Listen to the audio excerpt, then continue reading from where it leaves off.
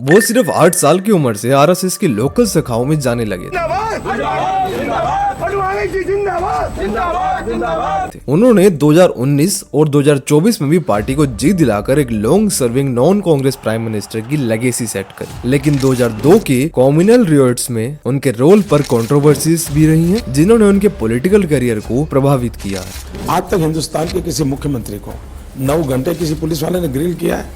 ये मुख्यमंत्री जिसको 9 घंटे तक पुलिस अफसरों ने ग्रिल किया। इमेजिन कीजिए एक छोटा लड़का जो गुजरात के वाडनगर स्टेशन पर अपने पिताजी के साथ चाय बेचता है। उसका जन्म 17 सितंबर 1950 को एक lower middle class OBC family में हुआ है। ये कहानी किसी लोकल लीडर की नहीं है, बल्कि उस शख्स की है जो एक दिन दुनिया की सबसे बड़ी डेमोक्रेसी को लीड करेगा। हम बात कर रहे हैं नरेंद्र दामोदर दास मोदी। आप चाहो मुझे नोच लो, नहीं कर पाओगे। मोदी जी की जर्नी इलेक्शन से नहीं, डेडिकेशन से शुरू हुई है। सिर्फ 8 साल की उम्र में वो राष्ट्रीय स्वयंसेवक संघ की शाखाओं में जाने लगे। आरएसएस ने उन्हें आइडियोलॉजी और सेवा का संकल्प दिया। 1971 में उन्होंने एक बहुत बड़ा डिसीजन लिया, फुल टाइम प्रचारक बनने का। इसका मतलब था पर्सनल लाइफ को छोड़कर देश की सेवा। जब 1975 में इमरजेंसी लगी, तब वो अंडरग्राउंड चले गए और डेमोक्रेसी के लिए लड़ते रहे। इस एक्सपीरियंस ने उनके पॉलिटिकल और ऑर्गेनाइजेशनल स्किल्स को बहुत शार्प किया। 1985 में वो बीजेपी में आए और अपनी प्लानिंग स्किल से सबको इम्प्रेस किया। उन्होंने एलके अडवाणी जी की राम रथ यात्रा और मुरली मनोहर जोशी जी की एकता यात्रा की प्लानिंग में क्रूशियल रोल प्लान किया। वो एक मास्टर बन चुके। 26 जनवरी को फैसला हो जाएगा कि किसने अपनी मां का दूध पिया है।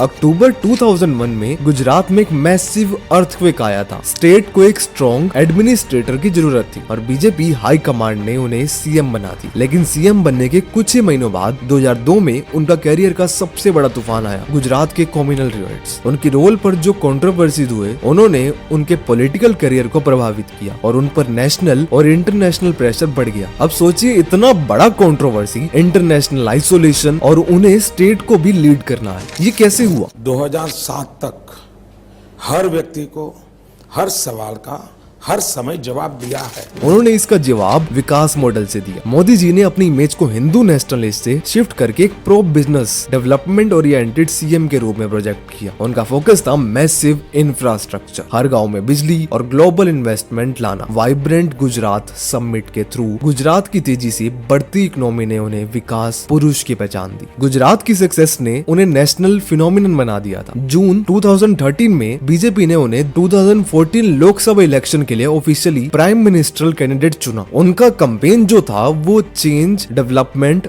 और एक स्ट्रॉन्ग लीडर की नैरेटिव पर बेस्ड था। इसका रिजल्ट हिस्टोरिक था। बीजेपी ने 282 सीट्स जीतकर 30 सालों में पहली बार किसी सिंगल पार्टी को एब्सोल्यूट मेजोरिटी दिलाई। ये सिर्फ जीत नहीं, पॉलिटिकल हिस्ट्री थी। फर्स्ट टर्म में उन पे चैलेंज था, क्या गुजरात मॉडल को पूरे इंडिया पर अप्लाई किया जा सकता है? और उन्होंने स्केल पर काम किया। उन्होंने लॉन्च किए ये बड़े स्कीम्स जैसे स्वच्छ भारत अभियान, जनधन योजना, मेड इन इंडिया, जीएसटी। आजादी के बाद सबसे बड़ा टैक्स रिफॉर्म था ये। 2019 में जनता ने उन्हें और भी बड़ा मैंडेट दिया। ये उनके गवर्नेंस मॉडल पर विश्वास की मोहर थी। उन्होंने इस टर्म में बड़े और पॉलिटिकल सिग्निफिकेंट डिसीजन लिए। आर्टिकल 370 का रेवोकेशन, सीएए यानी सिटीजनशिप अमेंडमेंट एक्ट का पास होना, और अगला था अयोध्या राम मंदिर का निर्माण। ग्लोबल लेवल पर मोदी जी की एक डिप्लोमेटिक फोर्स बन चुकी है। G20 और यूएन में इंडिया का प्रोफाइल बढ़ा है और वो क्लाइमेट एक्शन और काउंटर टेररिज्म जैसे कोजेस को चैंपियन कर रहे हैं। उन्होंने इंडिया को ग्लोबल साउथ की आवाज बनाया है। देखिए, नरेंद्र मोदी का जीवन पॉलिटिकल प्रिजर्वेंस और स्ट्रेटेजिक ट्रांसफॉर्मेशन की कहानी। वो कांग्रेस के बाहर से 3 बार प्राइम मिनिस्टर बन चुकी हैं। इस हिसाब से वो पहले शख्स हैं जो कि ऐसा कर पाए हैं। देखिए, वो एक टी स्टॉल से पीएमओ तक पहुंचे हैं और भारत की हिस्ट्री में longest serving non Congress prime minister की लेगेसी सेट की है। उनके क्रिटिक्स और या सपोर्टर्स वो ये जरूर मानेंगे कि इंडिया पर उनका इम्पैक्ट बहुत ही ज्यादा रहा है। लोग उनको बहुत ज्यादा पसंद करते हैं और आने वाले समय में उनकी लेगेसी और ही बढ़ेगी। धन्यवाद।